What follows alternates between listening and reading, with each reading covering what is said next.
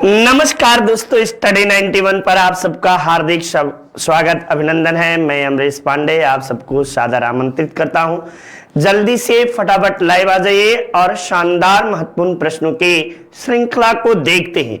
आज आप सबके 62वीं श्रृंखला है सुपर टेट से संबंधित, और वीडियो को लाइक और शेयर करना बिल्कुल नहीं भूलिएगा। जो पहली बार आए हों वो आपको जो है कि चैनल को सब्सक्राइब कर लीजिए। चलिए आगे जल्दी से हम सब फटाफट आइए देखते हैं महत्वपूर्ण प्रश्नों के श्रृंखला को। ठीक ना, एकदम बिल्कुल आराम से पढ़िए, शानदार तरीके से पढ़िए, एकदम जल्दी आइए नहीं। ठीक ना, कॉपी कलम जो बताया हूं लेकर बैठ जाइए, और जब भी आपको बैच प्रारंभ होने से पहले ही आप नंबरिंग कर लिया करिए। 45 क्वेश्चन का नंबरिंग रहेगा। आप कितने नंबर पा रहे हो ये आप आकलन स्वयं करिएगा। अभी तक किसी ने अपने कितने प्रश्न नंबर पाए किसी ने नहीं भेजा, यानी ईमानदारी पूर्वक कहूं तो बहुत अच्छे तरीके से कोई भी व्यक्ति तैयारी नहीं कर रहा है, सिर्फ काम चला रहा है कि भैया सर जी पीडीएफ हुआ दे दीजिए और आप जो है पढ़ लें।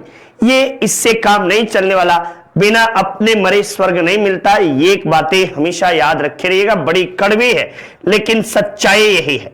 चलिए पहला ही प्रश्न आपके सामने रहा स्क्रीन पटल पर, आपको जो है कि भारत में सर्वाधिक ऊंचा अर्थफील्ड बांध कौन सा है, यानी सबसे ऊंचा पृथ्वी का ऊंचाई पर स्थित बांध कौन सा है, ये आपको प्रश्न पूछा गया है। ठीक है ना, तो आइए हम सब शानदार तरीके से प्रश्नों का जवाब जो है देते हैं और देखते हैं कितने नंबर हम सब पाते हैं। रणजीत बांध है, भाखड़ा नंगल बांध है, टिहरी बांध है या हीराकुंड बांध है, तब आप बताइएगा कि आपको जो है कि भारत का सबसे ऊंचा अर्थफील्ड बांध जो है ये टिहरी बांध है। कौन सा?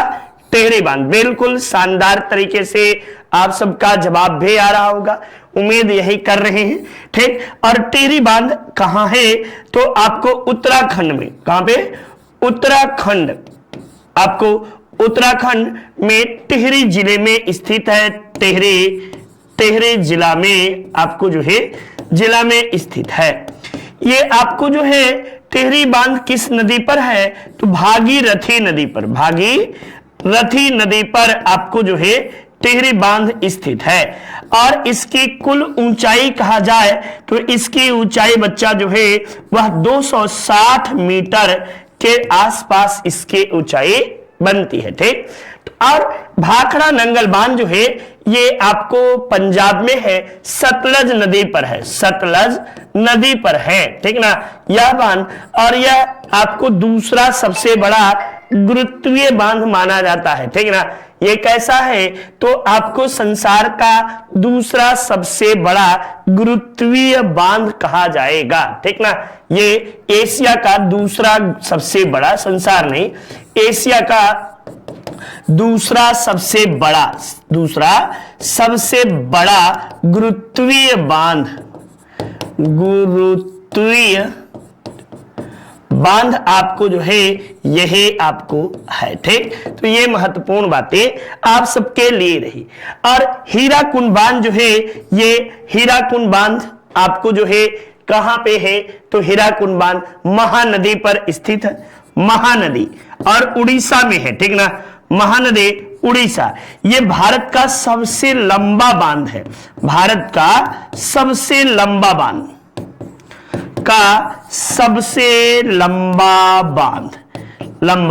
बांध। ये सारी बातें आप सबके लिए इंपॉर्टेंट रहता है।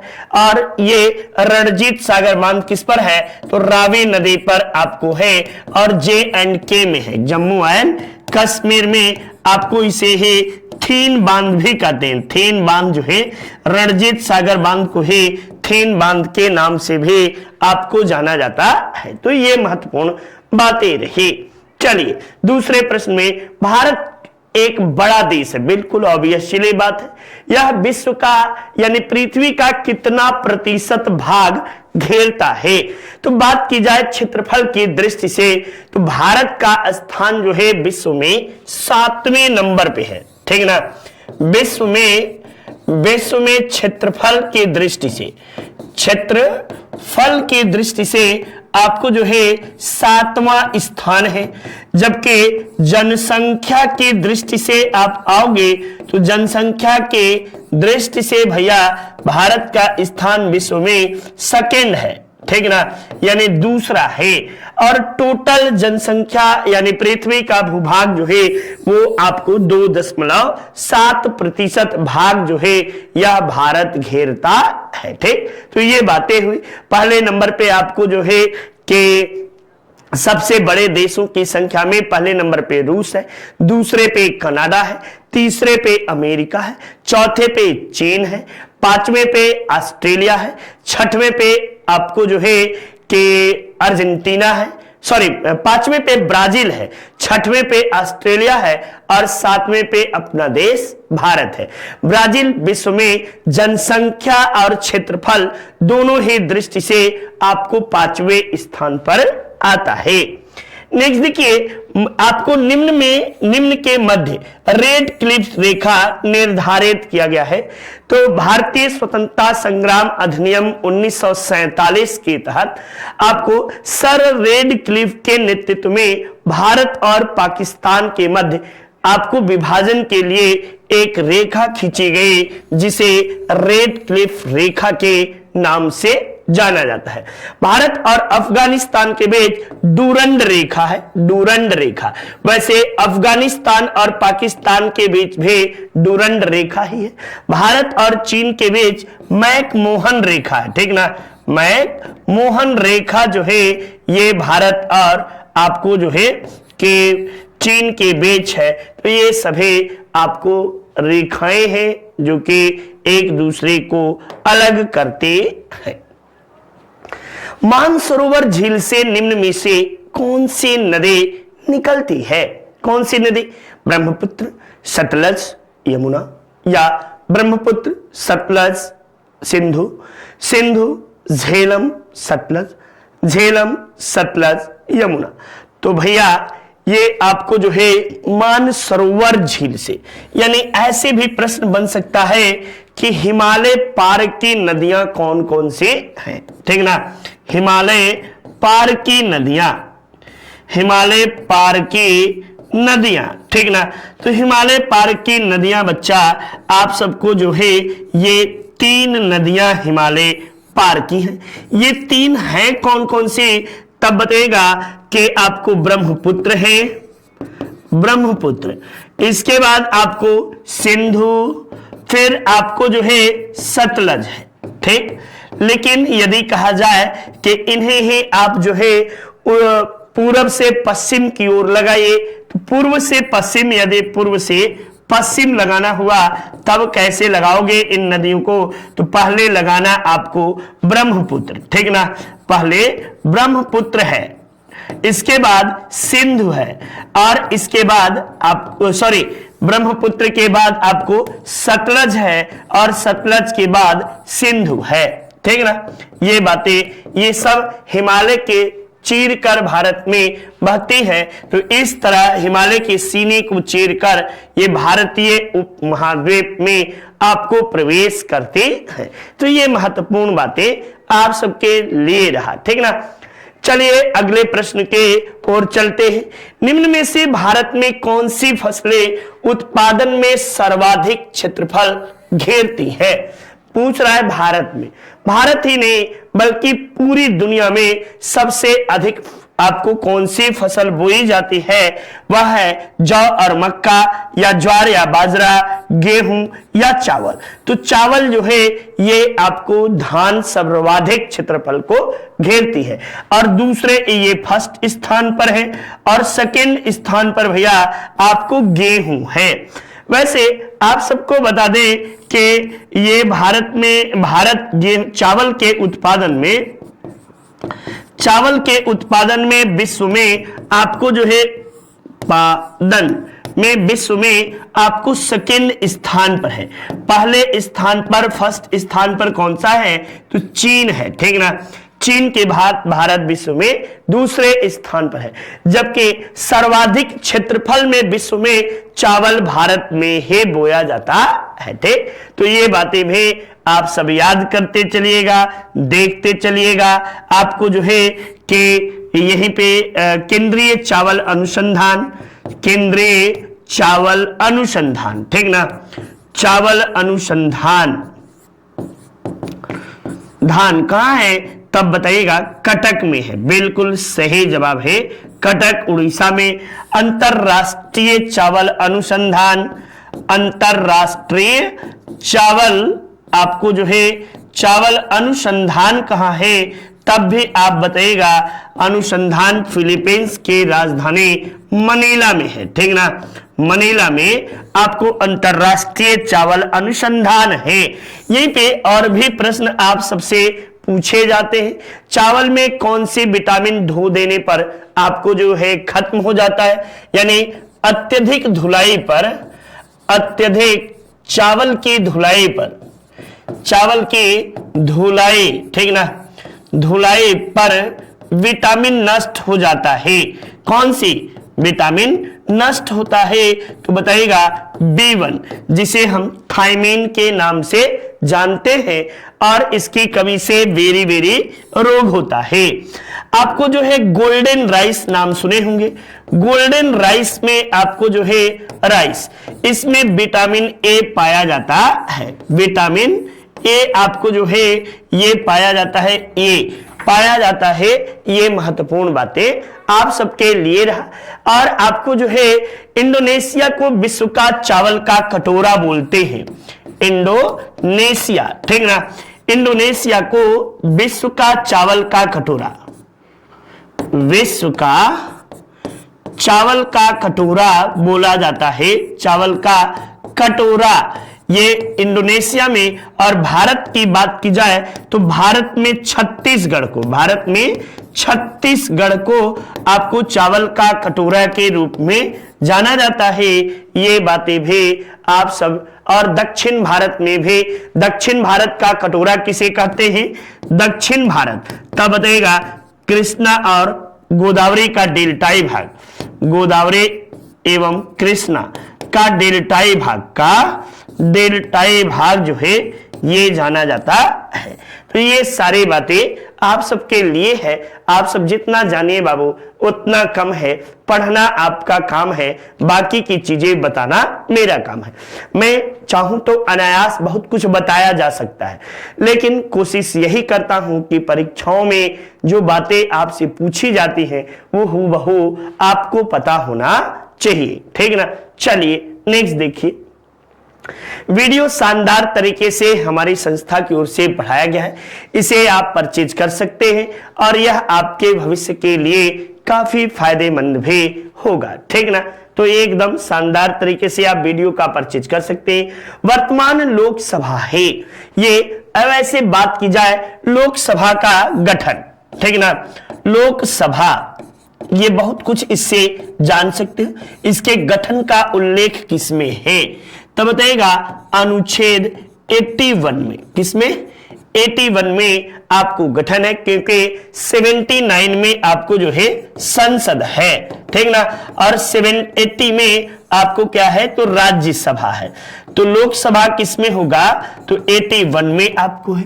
इसमें आपको जो है कुल सदस्य कितने हैं, कुल अधिकतम सदस्य, ठीक ना, अधिकतम सदस्य कितने हो सकते हैं तो 552, लेकिन अभी वर्तमान में 550 ही होंगे।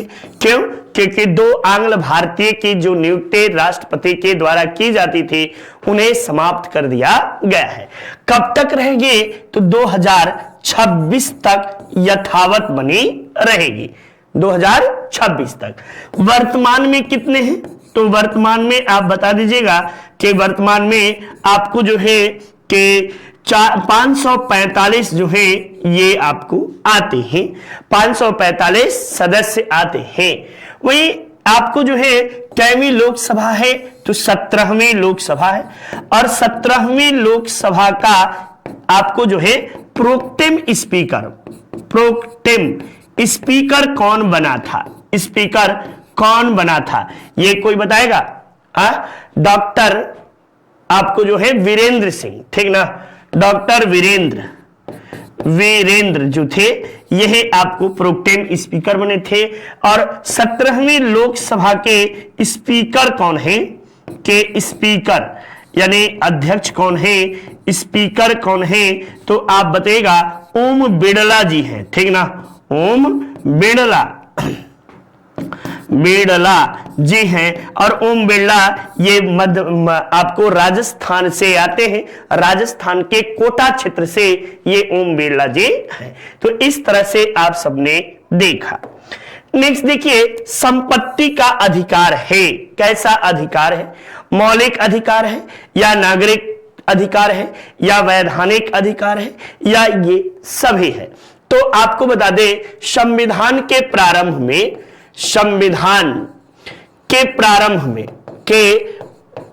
में आपको क्या था? तो मौलिक अधिकार था और इसका उल्लेख आपको 19 और एवं अनुच्छेद 30 में आपको किया गया है, ठीक ना, ये बातें। लेकिन अब ये आपको जो है वर्तमान में क्या है? तो आपको वैधानिक अधिकार है और इसे 76वां संविधान संशोधन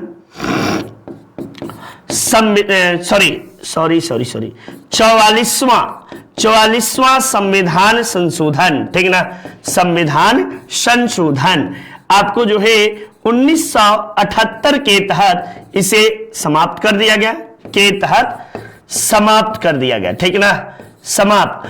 और ये जो है अब जो है वैधानिक अधिकार रह गया है, इसे अनुच्छेद 300 क में शामिल किया गया है। किसने में? 300 क में इसे शामिल किया गया है। ये महत्वपूर्ण बातें आप सबके लिए है और आप सब अब जान लीजिए कि संपत्ति का अधिकार एक वैधानिक अधिकार है, ठीक। कहीं से उम्मीद करता हूं कोई दिक्कत आप सबको नहीं आ रही होगी, यही आशा उम्मीद भी आप सबसे है, ठीक।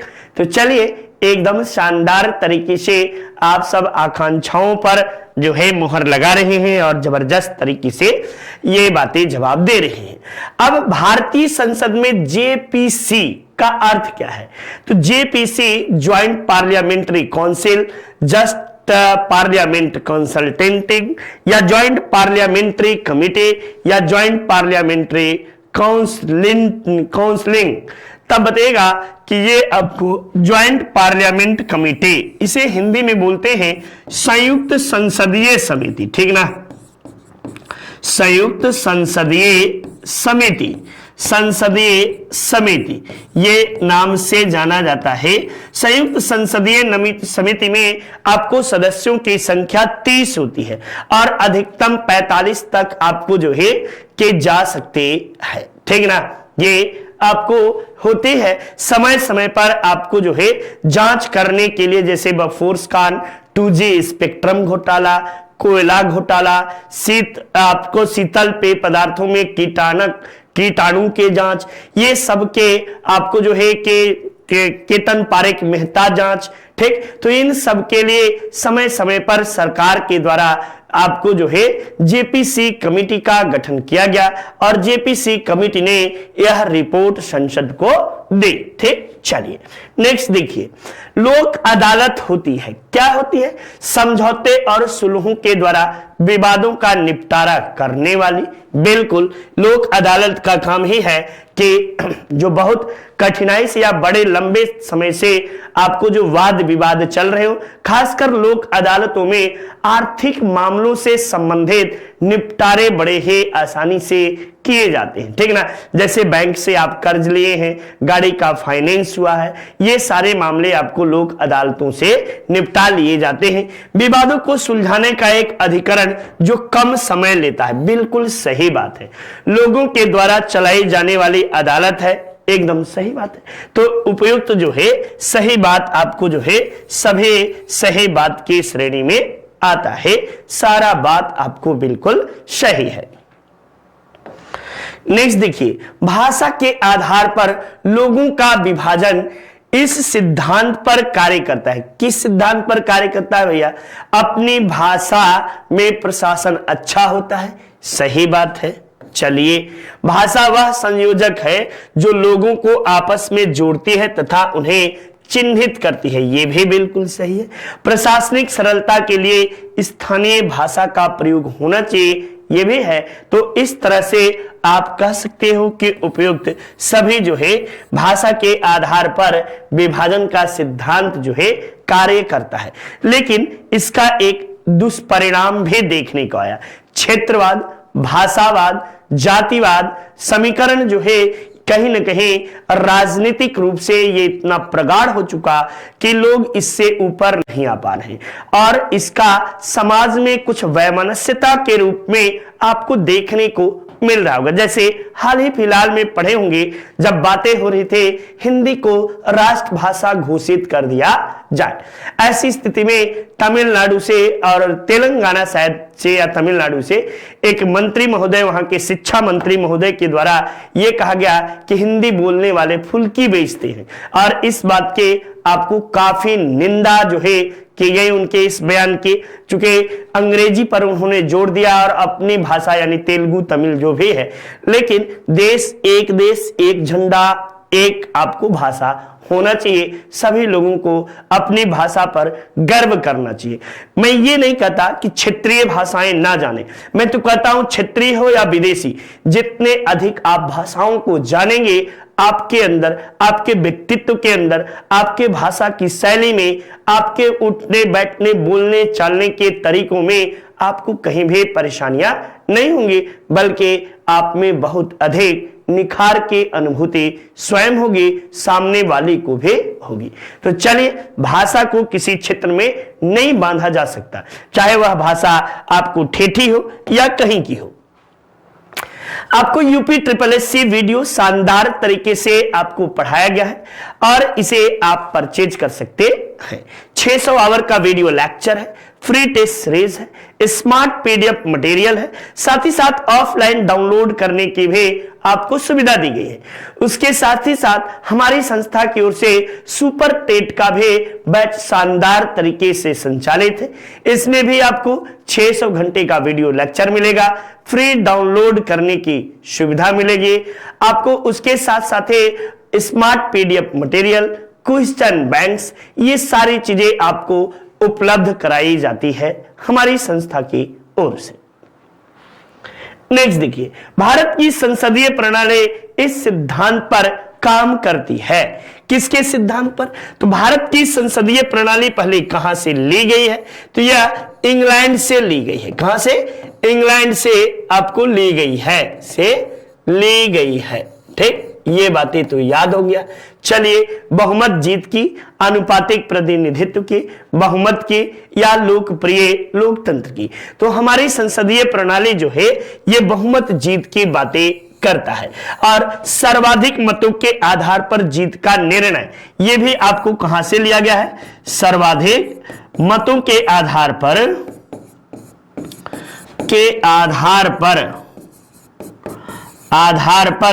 जीत का निर्णय ये आपको कहां से लिया गया है बच्चा? तो ये भी आपको ब्रिटेन से या इंग्लैंड से ही आपको लिया गया है। तो आनुपातिक प्रतिनिधित्व प्रणाली ये राष्ट्रपति के लिए है। किसके लिए? राष्ट्रपति, ठीक ना। राष्ट्रपति एवं उपराष्ट्रपति के निर्वाचन में इसका प्रयोग किया जाता है। और आनुपातिक प्रतिनिधित्व प्रणाली ये आयरलैंड के संविधान से लिया गया है, ठीक ना। आयरलैंड के संविधान से आपको लिया गया है, संविधान से लिया गया है। ये महत्वपूर्ण बातें आप सबके लिए है और आप इसे पूरे क्लास को शानदार तरीके से आप जो है पढ़ा करिए और खूब मन लगाकर पढ़ा करिए कि कहीं से भी कोई भी परेशानी आप सबको ना आए। भारत में मुख्य न्यायाधीश की नियुक्ति की जाती है किसके द्वारा? राष्ट्र प्रधानमंत्री के द्वारा, संसद द्वारा, राष्ट्रपति द्वारा या लोकसभा अध्यक्ष के द्वारा। तो मुख्य आपको जो है न्यायाधीश की नियुक्ति राष्ट्रपति के द्वारा आर्टिकल नंबर अनुच्छेद 124 के तहत, कितने तहत? अनुच्छेद 124 के तहत। जबकि मुख्य कार्यकारी न्यायाधीश किसकी? मुख्य कार्यकारी न्यायाधीश की नियुक्ति जो है किसके तहत की जाती है? तो आर्टिकल 127। इसी में आपको तदर्थ न्यायाधीशों की भी बात की गई है। तदर्थ न्यायाधीश आपको कहां से लिए गए हैं? का पद कहां से लिया गया है? तो फ्रांस से लिया गया है। कहां से? फ्रांस से आपको लिया गया है। ठीक, तो ये बातें भी आप सब देखते चलिएगा। चलिए नेक्स्ट देखिए, भारतीय सेना का सर्वोच्च अधिकारी कौन होता है? घेलुआ वाला प्रश्न, नर्सरी वाला, ठीक ना। तो आपको तीनों सेनाओं का प्रमुख जो है सर्वोच्च कमांडिंग ऑफिसर राष्ट्रपति होता है। राष्ट्रपति साहब जो है तीनों सेनाओं के कमांडिंग ऑफिसर होते हैं, जल, वायु और थल। सामाजिक विज्ञान का अध्ययन है। सामाजिक विज्ञान किसका अध्ययन करता है? समाजों का, व्यक्तियों का, सरकारों का या दर्शनों का? तो आपको सामाजिक विज्ञान की पहली परिभाषा अरस्तु के याद होगा, ठीक है ना। अरस्तु ने प्रथम परिभाषा दी थी, मनुष्य एक सामाजिक प्राणी है। क्या कहा था? मनुष्य एक सामाजिक प्राणी है। मनुष्य एक सामाजिक प्राणी है। ये बातें अरस्तु के द्वारा कही गई थी। और एक बात और अरस्तु ने कहा था, जो व्यक्ति समाज में नहीं रहता, जो व्यक्ति समाज में नहीं रहता, ठीक ना, समाज में नहीं रहता, वह या तो ईश्वर है, वह या ईश्वर है या दानव। ईश्वर है या दानव, ठीक ना, देवता है या दानव। दानव, ये बातें भी आपको कहा गया है। तो मनुष्य कहां आपको? तो समाजों का अध्ययन किया जाता है। इसके बाद मिकाइबर एंड पेज, मिकाइबर एंड मिकाइबर, कई विद्वान आपको इसके विषय में डीपली बातें किए हैं। जहां मस्तिष्क बिना भय का हो, ये बातें आपको किसके द्वारा कहा गया? कथन है महात्मा गांधी का, स्वामी विवेकानंद जी का, गुरुदेव रविंद्रनाथ टैगोर जी का या सरदार भगत सिंह जी का। जहां मस्तिष्क बिना भय का हो, यानी उसके अंदर कभी भी डर जैसी चीजें ना हो, ये बातें आपको कहां से ली गई हैं? ये महत्वपूर्ण बातें आप सबके लिए है। बहुत ही शानदार प्रश्न है भाई।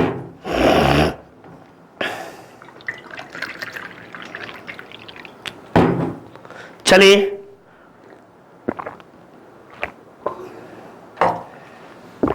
ये गुरुदेव रविंद्रनाथ टैगोर किसके द्वारा? तो गुरुदेव रविंद्रनाथ टैगोर के द्वारा आपको ये बातें कही गई है। गुरुदेव रविंद्रनाथ टैगोर जो है, इन्हें गुरुदेव की उपाधि आपको जो है कि महात्मा गांधी जी के द्वारा दिया गया था। रविंद्रनाथ टैगोर, ये इन्हीं के द्वारा भारत का राष्ट्रगान जन गण मन लिखा गया है। साथ ही साथ बांग्लादेश का भी राष्ट्रगान अमार सोनार बांग्ला भी रविंद्रनाथ टैगोर के द्वारा ही लिखा गया है। 1913 ईस्वी में आपको गीतांजलि के लिए, 1913 गीतांजलि, ठीक ना, गीतांजलि के लिए इन्हें आपको साहित्य का नोबेल पुरस्कार दिया गया। नोबेल पुरस्कार, ठीक है ना, ये बातें याद रखे रहेगा। और ये एशिया के पहले व्यक्ति हैं जो नोबेल पुरस्कार पाए हैं। एशिया के प्रथम व्यक्ति, ठीक ना, नोबेल पुरस्कार प्राप्त करने वाले। ठीक, तो ये बातें रविंद्रनाथ टैगोर जी के द्वारा है। राजस्व लेखपाल शानदार तरीके से हमारी संस्था की ओर से पढ़ाया गया है।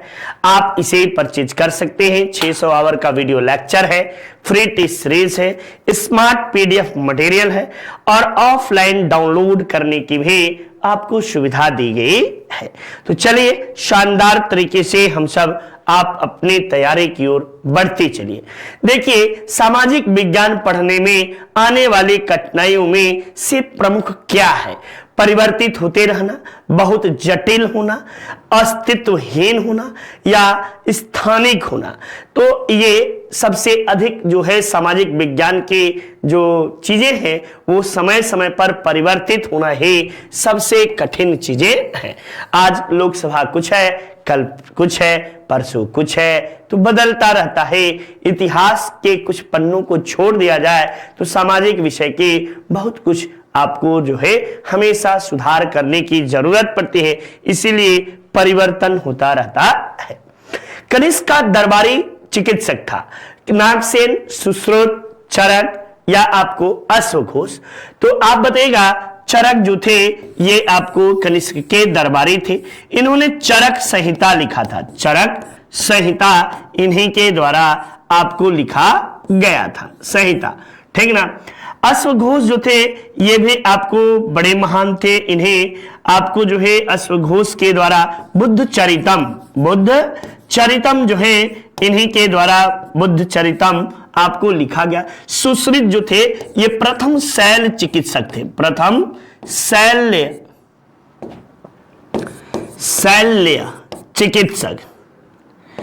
चिकित्सक यानी खुले में आपको जो है ऑपरेशन करने वाले ये पहले सर्जन थे। और बगीचे में, अभी हम लोग जाके थिएटर बंद करके हवा ना लगे, ये खुले बगीचे में ले जाके और हाथ खोल के इलाज करते थे। कहते थे जो जितना प्रकृति के करीब होगा उतना जल्दी सही होगा। अब क्या विधि थी ये न मैं जानता हूं न आप जानते हैं। एक शिक्षक को निम्न गुणों को अपनाना चाहिए। किस प्रकार का? अभिनय का, अधिगम का, संवाद कला का या विभिन्न भूमिकाएं निभाने वाला। ये शिक्षक को निम्न में से कौन सा गुण अपनाना चाहिए? अभिनय करना चाहिए यानी नाटकबाज होना चाहिए, अधिगम मने बहुत अच्छा बोलने वाला होना चाहिए, या किस प्रकार का होना चाहिए? तो समय समय पर शिक्षक को हर तरह के अभिव्यक्ति आनी चाहिए, विभिन्न गुणों को निभाने वाला होना चाहिए। चूंकि ऐसे कहा गया है शिक्षक ही समाज का दर्पण होता है। जैसे साहित्य समाज का दर्पण है, वैसे शिक्षक जो होता है ये राष्ट्र निर्माता को पैदा करता है। तो इसलिए उसके अंदर सारे प्रकार के गुण विद्यमान होने चाहिए। जब जोश में आए तो वह धरती की बातों को एकदम देशभक्ति की बातें करे। जब बच्चे के अंदर कुछ दूसरी कला की जरूरत है तो समय समय पर हर कलाओं में वह निपुण करे। प्रोजेक्ट वर्क महत्वपूर्ण होता है क्योंकि आजकल प्रोजेक्ट वर्क, हम लोग तो प्रोजेक्ट वर्क बहुत बचपन में किए ही नहीं थे। वह बच्चों को रचनात्मक बनाता है, बच्चों के लिए एक कार्यलाप के रूप में होता है, या करके सीखना करने का महत्वपूर्ण तरीका है, या शिक्षकों को रचनात्मक बनाता है। तो गुरुजी ऐसे कार्य रचनात्मक बनेंगे। यह जो है बच्चों के अंदर भी लर्निंग बाय डूइंग यानी करके सीखने का महत्वपूर्ण तरीका जो है प्रोजेक्ट वर्क होता है। दे दिया गया कि भैया जाओ और आज तुम जो है कि कुछ भी बनाओ, ताजमहल बनाओ। अब ताजमहल कैसे, तो वो बनाएगा और वो चीजें देखेगा।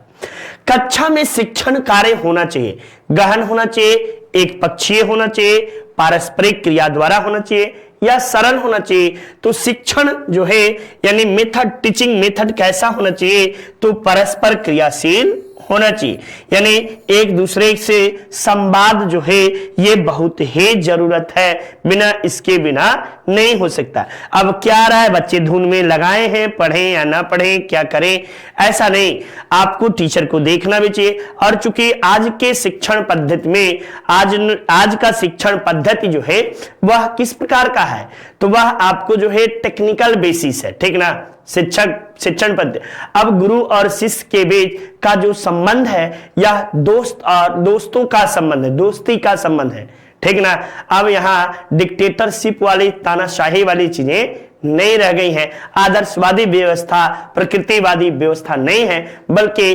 प्रयोजनवादी व्यवस्था आप सबके बीच है। हिंदी इंडिविजुअल शानदार तरीके से हमारी संस्था की ओर से पढ़ाया गया है, आप इसे परचेज कर सकते हैं। नितिन सर एकदम जबरदस्त तरीके से आपको पढ़ाए हैं। सामाजिक विज्ञानों की शिक्षण तकनीक में शामिल किया जा सकता है किसे? वार्तालाप गतिविधियों को, लेक्चर्स को, प्रोजेक्ट को, या ये सभी। तो बिना इन सभी के क्या आपको संभव है कि आप सामाजिक विज्ञान पढ़ ले? बिल्कुल नहीं, ठीक ना। तो ये सभी गुण जो है ये आपको आने चाहिए। ये जबरदस्त तरीके से वार्तालाप की गतिविधि, जब तक आपको जो है कि मौखिक वाचन, आपको जो है कविता के रूप में वाचन, बोलने के रूप में नाट्य वाचन जब तक नहीं होगा आपको, तब तक आपको चीजें नहीं समझ में आएंगी, ठीक ना। तो ये चीजें और लेक्चरबाजी तो बहुत ही जरूरी है। गुरुजी लेक्चरें ना दे तो समझोगे क्या? भारतीय संविधान का मुख्य आधार क्या है? तो भारतीय संविधान जो है आपको इंग्लैंड का संविधान, आयरलैंड का संविधान, भारतीय परिषद अधिनियम 1919 या भारत सरकार अधिनियम 1935। तब देगा भारत सरकार 1935 जो है ये अधिनियम है, सर्वाधिक भाग इसी से लिया गया है। भारतीय संविधान का सर्वाधिक भाग, भारतीय संविधान का, ठीक ना, संविधान का सर्वाधिक भाग जो है इसी से लिया गया है। सर्वाधिक भाग, ठीक ना, भाग लिया गया है। ये बातें याद रखे रहिए। नेक्स्ट, ये रहा सामान्यतः प्रवाल उष्ण कटिबंधीय सागर के मध्य पाए जाते हैं। ये 20 डिग्री से, ये डिग्री है बच्चा, ये कुछ और नहीं समझिएगा, जीरो नहीं समझिएगा, ठीक ना। ये सब या 10 डिग्री 10 डिग्री 30 डिग्री 30 डिग्री या आपको 23.5 डिग्री 23.5 डिग्री ये डिग्री है, ठीक ना, किसके बीच आपको पाई जाती है। तो एक बार आपको टाइप महोदय से कहेंगे कि डिग्री को थोड़ा सा देखकर, चूंकि बच्चे घबरा जाते हैं, डिग्री को डिग्री की तरह ही रहने दीजिएगा। और जितने लोग हैं जो भी सुन रहे होंगे, मेरी टेक्निकल टीम, वो डिग्री को कई बार बच्चे जो है परेशान हो जाते हैं, ठीक। तो ये डिग्री आप सबके लिए है। तो चलिए डिग्री देखिए। तो सामान्यतः प्रवाल भित्ति, प्रवाल भित्ति आपको उष्णकटिबंधीय सागर में कहां से कहां तक पाए जाते हैं? तो 30 डिग्री उत्तर से 30 डिग्री दक्षिण के बीच आपको जो है प्रवाल भित्तियों का विकास हुआ है। दुनिया का सबसे बड़ा प्रवाल भित्ति द्वीप जो है ग्रेट बैरियर रीफ, नाम सुने होंगे, ठीक ना, great barrier reef. Great barrier reef जो है, रीफ, ये सबसे बड़ा प्रवाल भित्ति वाला आपको माना जाता है। वैसे आप सबको बता दें, भारत का लक्षद्वीप, लक्षद्वीप जो है इसका भी निर्माण प्रवालों से हुआ है। प्रवालों से इसका भी निर्माण हुआ है। प्रवाल किसके बने होते हैं? तो ये एक सिलिंड्रेटा प्रकार के जीव होते हैं। सिलिंड्रेटा, ड्रेटा प्रकार के जीव, ठीक ना, प्रकार के जीव होते हैं। और जो है प्रवालों का जो खत्म होने का कारण है ये ग्लोबल वार्मिंग, ठीक ना, भूमंडलीकरण, भूमंडलीकरण, ये ग्लोबल वार्मिंग जो है प्रवालों के नष्ट होने का कारण है। नष्ट होने के बाद ये क्या बनते हैं? तो CaCO3 यानी कैल्शियम कार्बोनेट के रूप में, चूने के रूप में ये बन जाते हैं। ये एक प्रवाल जो है एक प्रकार के मूंगा भी होते हैं, ठीक ना, मूंगा, ठीक ना। ये आपको सीप जो बनते हैं ये लगभग ये है। चलिए नेक्स्ट अगले प्रश्न की ओर चलते हैं। अधिकांश ज्वालामुखी पाए जाते हैं अंध महासागर में, हिंद महासागर में, प्रशांत महासागर में या आर्कटिक महासागर में। तो प्रशांत महासागर में सबसे अधिक आपको जो है ज्वालामुखी पाए जाते हैं। प्रशांत महासागर को आपको एक नाम से जाना जाता है, अग्निवलय, ठीक है ना, इसे क्या कहते हैं, अग्नि वलय। अग्नि वलय के नाम से आपको जाना जाता है, जिसे फायर रिंग भी कहते हैं, फायर रिंग। आपको क्यों यहां पे सबसे अधिक भूकंप आता है, तो प्रशांत महासागर की गहराई सबसे अधिक है, तो जब गहराई अधिक होने के कारण नीचे का प्रेशर जो है सबसे अधिक वही निकलेगा, ठीक ना। तो कमजोर पाएगा तो जाहिर सी बात है नीचे का भाग जो है मैग्मा के रूप में है और वो जलवाष्प के रूप में बाहर निकलने की कोशिश करता है। इसीलिए ज्वालामुखी को आपको पृथ्वी की सुरक्षा कवच भी कहते हैं। इसे क्या कहते हैं, तो पृथ्वी का सुरक्षा कवच, ठीक ना, सुरक्षा कवच के रूप में भी, कवच भी कहा जाता है ज्वालामुखियों को, ठीक। तो ये महत्वपूर्ण बातें आप सब जो है अपने तरीके से याद रखे रहेगा। चलिए नेक्स्ट अगले प्रश्न की ओर चलते हैं। उपभोक्ता संरक्षण कानून अधिनियम भारत में कब लागू किया गया, तो आपको उपभोक्ता संरक्षण कानून 1986 ईस्वी में इसे भारत में आपको लागू किया गया, ठीक ना। तो ये बातें हमेशा याद किए रहिए। और आपको विश्व उपभोक्ता दिवस कब मनाया जाता है, कमेंट बॉक्स में आप लोग बताएंगे। एक दिन शायद मैं बताया था किसी क्लास में, ठीक ना, विश्व उपभोक्ता दिवस, वर्ल्ड कंज्यूमर फोरम डे, ठीक ना। ये आपको जो है कब मनाया जाता है, ये कमेंट बॉक्स में आप लोगों के द्वारा जवाब आना चाहिए। Next, NTA NET national eligibility test शानदार तरीके से आप सबको पढ़ाया गया है, आप इसे परचेज कर सकते हैं और आपके सुनहरे भविष्य के लिए ये काफी फायदेमंद भी होगा। अधिसंख्यक पास कुषाण मूर्तियां कहां से प्राप्त हुई हैं, तो कुषाण काल में मूर्ति कला की दो प्रथाएं प्रचलित थी। एक आपको थे मथुरा कला, ठीक ना, मथुरा कला, और एक आपको जो थे गांधार कला, गांधार कला।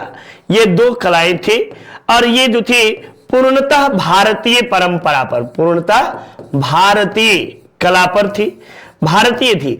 और इस पर जो था विदेशी प्रभाव था, विदेशी प्रभाव देखने को मिलता है। और यूनान और रोम के देवताओं को, यूनान रोम के देवताओं को देखने को मिलता है। तब आप बताइएगा कि ये आपको सबसे अधिक मथुरा से मिला है। मथुरा जो है ये तीनों धर्मों का केंद्र बिंदु है, मथुरा और कौशाम्बी, यूपी का कौशाम्बी, शाम्बे एवं मथुरा हिंदू, बौद्ध एवं जैन धर्म का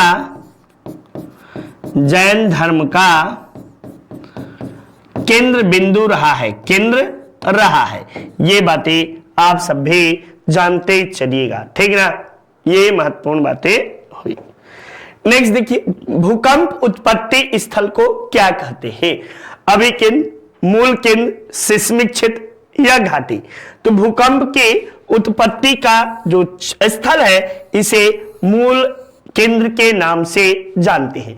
लेकिन जो आपको जो है ये मान लीजिए अर्थ है, यहां से आपको चले ये तरंगे, ये तो मूल हुआ, और यहां से आए और ये जो हुआ ये आपको अभिकेंद्र किस पर महसूस की जाती है, तो अभिकेंद्र पर आपको जो है महसूस की जाती है, ठीक है, ठीक ना।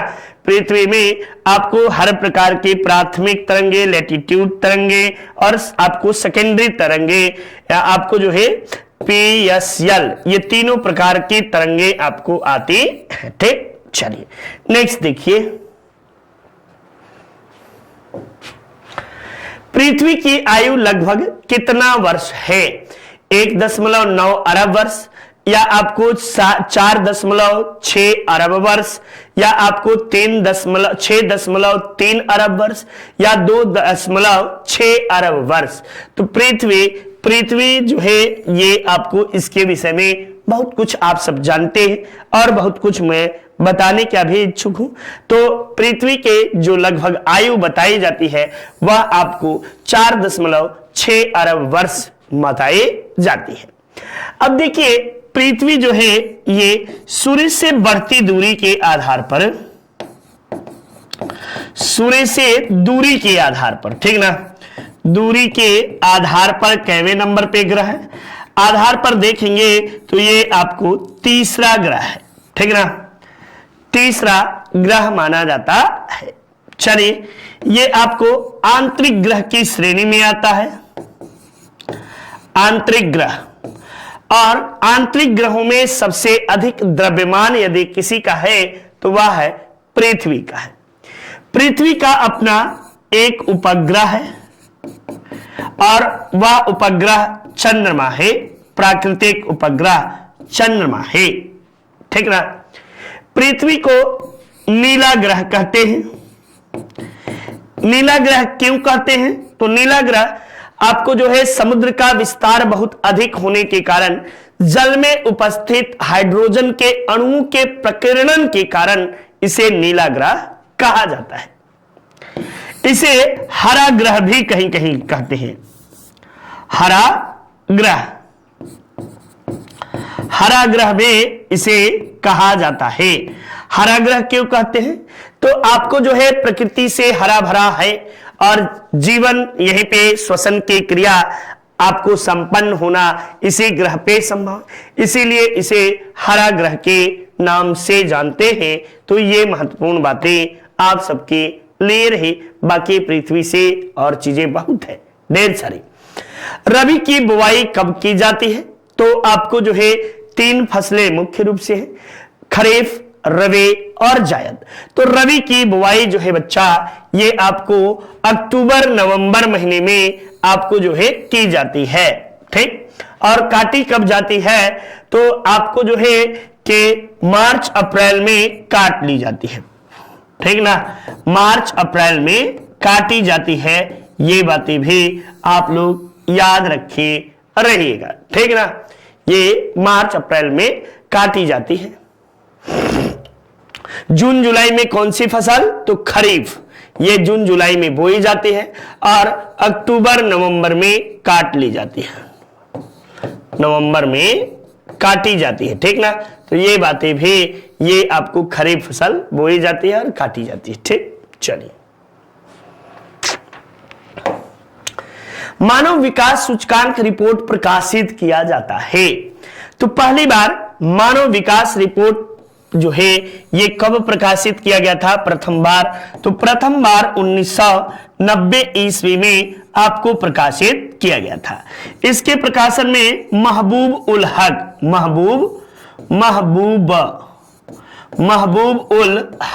ये आपको पाकिस्तानी अर्थशास्त्री थे, महबूब उल हक साहब, इन्हीं के द्वारा आपको UNDP द्वारा इसे प्रकाशित किया जाता है। वैसे 2021 के रिपोर्ट के अनुसार भारत का एच मानव विकास आपको जो है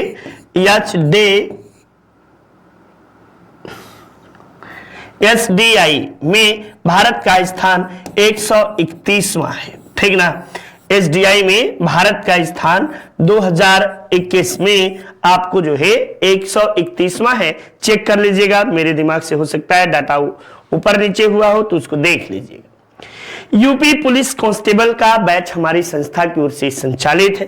500 से अधिक वीडियो लेक्चर है, ई नोट्स बुक है और आपको टेस्ट सीरीज क्विज के रूप में भी मिलेगा।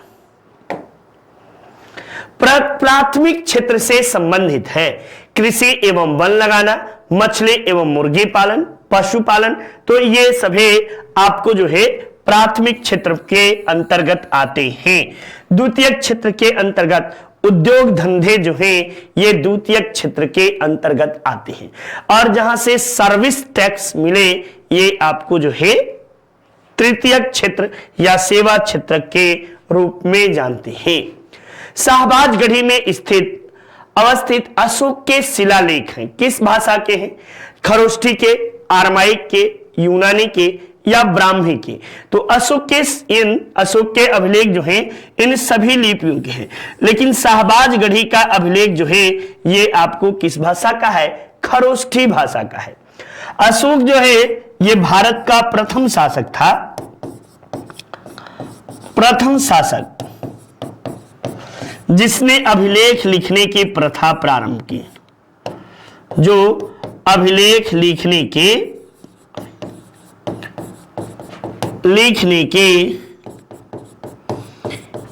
प्रथा प्रारंभ की।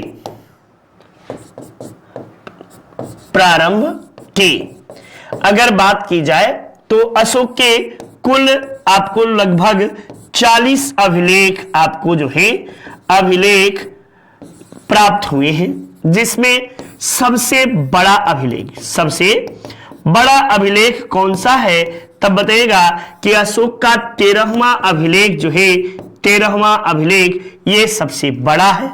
सबसे छोटा पूछे तब आप क्या बताएंगे, तो छोटा अभिलेख रुम्मिनदेई अभिलेख, ठीक, रुम्मिनदेई अभिलेख सबसे छोटा अभिलेख है। और सबसे लंबा अभिलेख पूछे, सबसे लंबा अभिलेख, तब आप बताइएगा कि यह 7वां अभिलेख सबसे लंबा है। अशोक के अभिलेख जो हैं ये आपको एकास्म पत्थर के बने हैं, ठीक ना, एकास्म चिकने पत्थर, चिकने बलुआ पत्थर, ठीक ना, बलुआ लिखा रहा है, बलुआ पत्थर। ये कहां से पत्थर मिले थे, तो चुनार के पत्थर हैं। चुनार मिर्जापुर, यहीं का मैं रहने वाला हूं। MIRMZP लिख दें, ठीक ना, MZP, ये मिर्जापुर में आपको है। और ये DR भंडारकर महोदय जो हैं, यहीं पे नोट कर लेना बच्चा, DR भंडारकर, ये आपको पहले व्यक्ति हैं जो अभिलेखों के आधार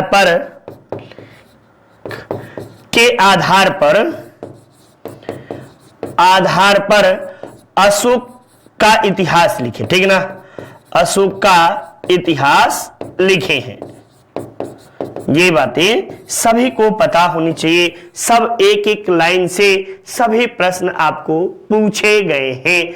ये अशोक ने कहां से अभिलेख लिखने की प्रथा सीखी, तो यूनानियों से सीखी थी, ठीक। वायुमंडल में तापमान गिरावट की दर होती है, कितनी होती है, 100 100 मीटर पर 40 डिग्री, प्रति 1500 मीटर पर 6.50 सेंटीग्रेड, या आपको जो है डिग्री, ये 4 डिग्री है भैया, ये 40 डिग्री हम भी देखिए मति भ्रष्ट हो गया है, ये आपको ये डिग्री है सब, ठीक ना। ऐसे लिखेंगे तो एकदम से बंटाधार हो जाएगा हम सबका, ठीक। तो चलिए, ये आपको 165 आपको जो होगा 165 मीटर के ऊंचाई पर जाने पर 1 डिग्री का आपको जो है गिरावट दर्ज की जाती है।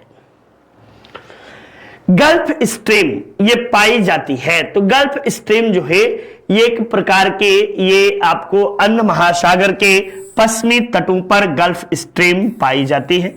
ये गर्म जलधारा है, किस प्रकार की, गल्फ स्ट्रीम गर्म जलधारा है, ठीक ना। ये बातें, गल्फ स्ट्रीम एक प्रकार की गर्म जलधारा है, ठीक। 97% वायुमंडल पृथ्वी तल से कितने ऊंचाई तक पाया जाता है, तो 97% वायुमंडल आपको 50 किलोमीटर, 8 किलोमीटर, 18 किलोमीटर, 29 किलोमीटर, तो 29 किलोमीटर के ऊंचाई तक 97% आपको वायुमंडल पाया जाता है। हमारे वायुमंडल में आपको जो है कि लगभग 78% आपको क्या है, नाइट्रोजन है, ठीक ना। ये नाइट्रोजन 78%, लगभग 21% यानी 20.समथिंग% आपको जो है 21% ऑक्सीजन है, ये ऑक्सीजन आपको है। और आपको जो है 0.03% आपको CO2 आपको मिलेगा। यही आपसे प्रश्न बार बार पूछा गया है और पूछा भी जाता है। नितिन सर के द्वारा हैंड रिटेन नोट्स है, शानदार तरीके से इसे आप परचेज कर सकते हैं और पढ़ भी सकते हैं, और ये आप जरूर से पढ़िए, यही उम्मीद भी आप सबसे करता हूं। 17 मई 2000 को रानी एलिजाबेथ यानी महारानी एलिजाबेथ द्वारा किस भारतीय को आपको order of the British empire का मानद, ये आपको जो है ब्रिटेन का सबसे बड़ा पुरस्कार में से माना जाता है। ये किसे दिया गया है? रतन टाटा को, मंसूर अली खान पटौदी को, अजय गोपी किशन पीरामल को या नरेंद्र मोदी को? तब बताएगा अजय गोपी किशन पीरामल को यह दिया गया है। और ये जो है पीरामल ग्रुप के अध्यक्ष हैं। पीरामल ग्रुप के क्या हैं? तो अध्यक्ष भी हैं, ठीक ना, अध्यक्ष हैं। इन्हें ही आपको सर्वोच्च पुरस्कार ब्रिटेन की महारानी एलिजाबेथ द्वितीय द्वारा दिया गया है। करंट का प्रश्न है, 75वां कान फिल्म महोत्सव 2022 में आपको जो है किस देश में शुरू हुआ? तो कान फिल्म महोत्सव हमेशा बच्चा ये फ्रांस में ही होता है, ठीक ना, ये फ्रांस में ही होता है। और इस बार कान फिल्म महोत्सव में भारत की ओर से जूरी कौन बना था? भारत की ओर से आपको जूरी के रूप में, जूरी माने चयन करने वाली टीम में जूरी सदस्य कौन बनी थी? तब बताइएगा कि आपको जो है बड़ा अच्छा नाम है, लंबा गर्दन है, क्या नाम है भाई? रणवीर सिंह के वाइफ का नाम देखिए, यही है रणवीर सिंह की वाइफ का नाम, जल्दी से बताइए।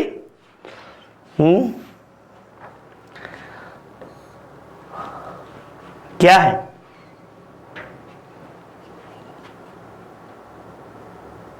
दीपिका पादुकोण, दीपिका पादुकोण, पादुकोण यही आपको जो है बने हैं जूरी के रूप में, ठीक। प्रकाश पादुकोण की बिटिया है, साथ ही साथ ये टेनिस भी पूर्व में खेला करती थी।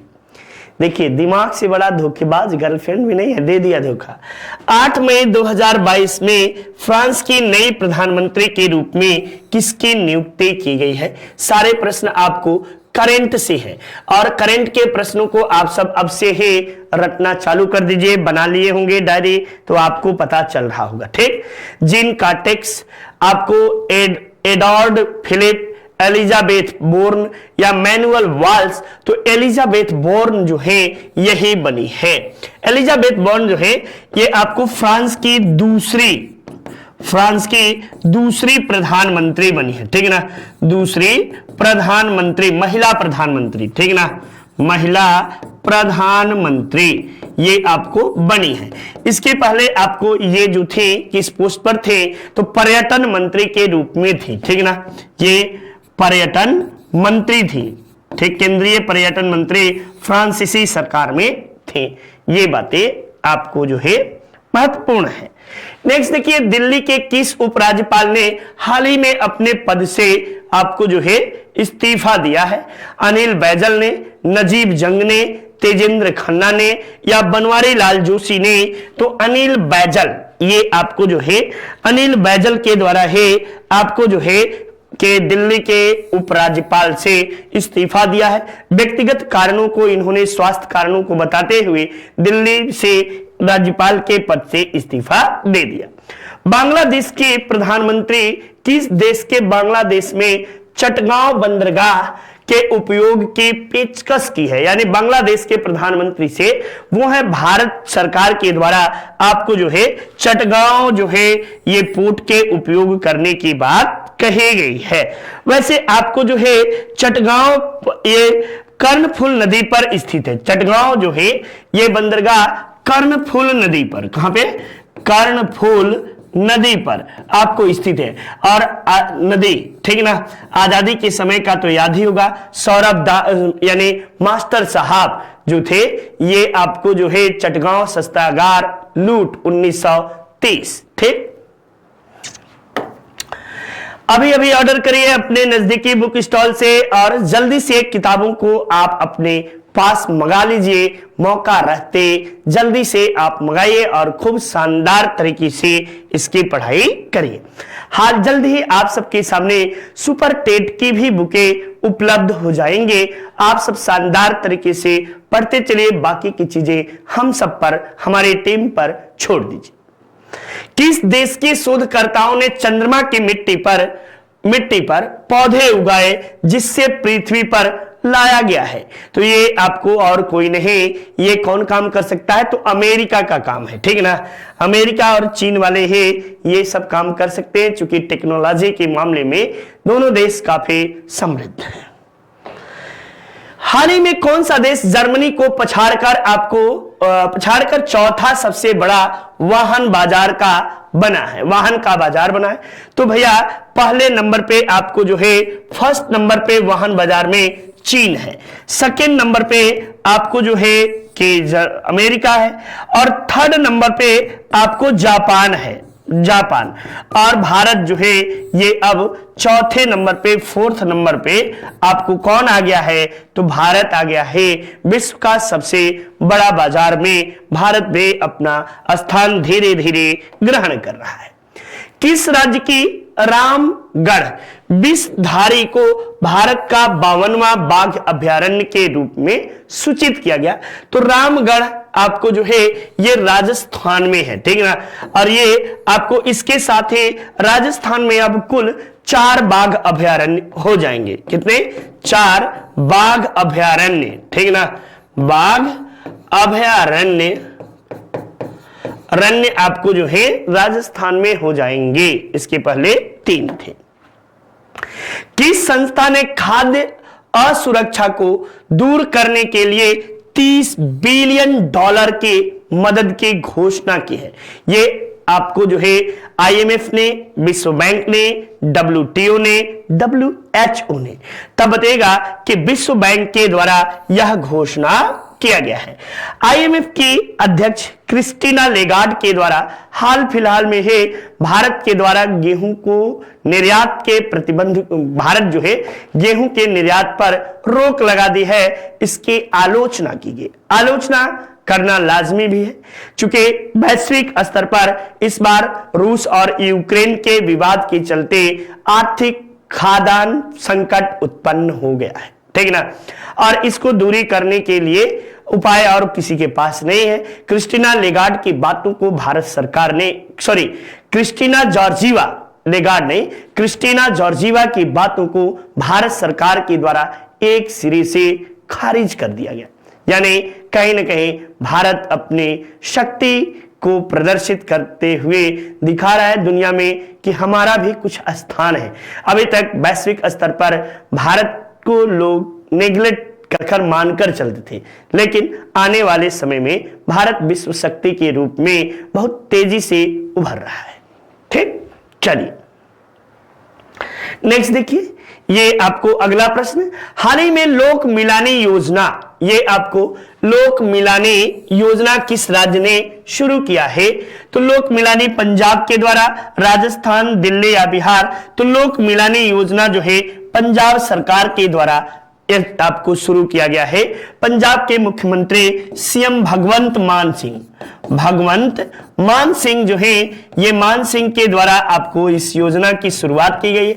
ये योजना क्यों शुरू किया गया है?